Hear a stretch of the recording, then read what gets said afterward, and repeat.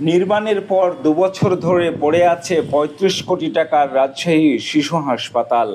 এরই মধ্যে চুরি হয়ে গেছে ভবনের নানা সরঞ্জাম। এ অবস্থায় শিশু হাসপাতাল ভবনটি নিয়ে আটকে আছে গণপূর্ত বিভাগ।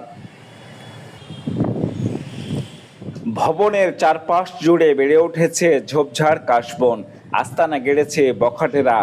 দিনে দুপুরে এভাবেই চলছে মাদক সেবন। শুধু তাই নয়, ভবনের নানা সরঞ্জামও খুলে খুলে নিয়ে গেছে। আর প্রধান ফটকে গরু ছাগল অবাধ বিচরণ করে।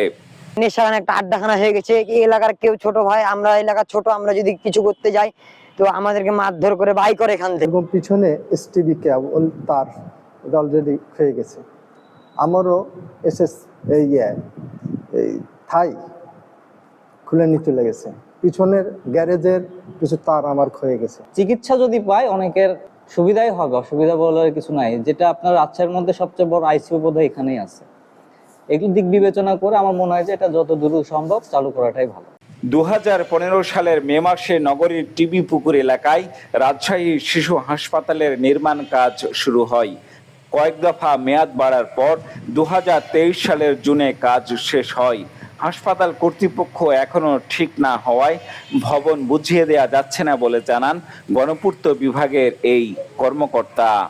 অর্থাৎ এটা নিজস্ব জনবল কাঠামো থাকবে এবং যেমন মেডিকেল কলেজ হসপিটাল যেমন পরিচালকের অধীনে থাকে, এখানেও একজন সুপারিনটেন্ডেন্ট বা ওই ধরনের পরিচালকের আন্ডারে হবে। তো ওই জনবল না থাকলে তো আসলে এটা মানে হস্তান্তর করার যে কর্তৃপক্ষ মূলত ওইটাই নাই, না থাকার কারণে এই প্রজেক্ট হস্তান্তর হচ্ছে না। তবে সিভিল সার্জন জানিয়েছেন, ভবন নির্মাণের পর হাসপাতালের জনবল কাঠামো অনুমোদনের জন্য স্বাস্থ্য মন্ত্রণালয়ে চিঠি দেওয়া হয়েছে, কিন্তু কোনো সাড়া নেই এখনো। ভবন হ্যান্ডওভার নিয়ে একটা জটিলতা রয়ে গেছে, কারণ আজ এই হসপিটাল হ্যান্ডওভার নেওয়ার ক্ষেত্রে আসলে কে হ্যান্ডওভার নেবেন এই বিষয়ে সুস্পষ্ট মতামত মন্ত্রণালয় থেকে চাওয়া হয়েছে। যেহেতু এটা একটা 200 শয্যার বিশিষ্ট একটা বিভাগীয় হসপিটাল, কাজে এক্ষেত্রে মন্ত্রণালয়ের নির্দেশনা পাওয়া গেলে সেক্ষেত্রে হ্যান্ডওভার জটিলতা নিরসন হবে বলে আমি মনে করি। শিশুদের উন্নত চিকিৎসার লক্ষ্যে পূর্ণাঙ্গ এ হাসপাতালটি নির্মাণের উদ্যোগ নেয় স্বাস্থ্য মন্ত্রণালয়। 200 শয্যার এই হাসপাতালে সেন্ট্রাল অক্সিজেন সরবরাহ ব্যবস্থা সহ 56 বেডের আইসিইউ সুবিধা থাকার কথা রয়েছে।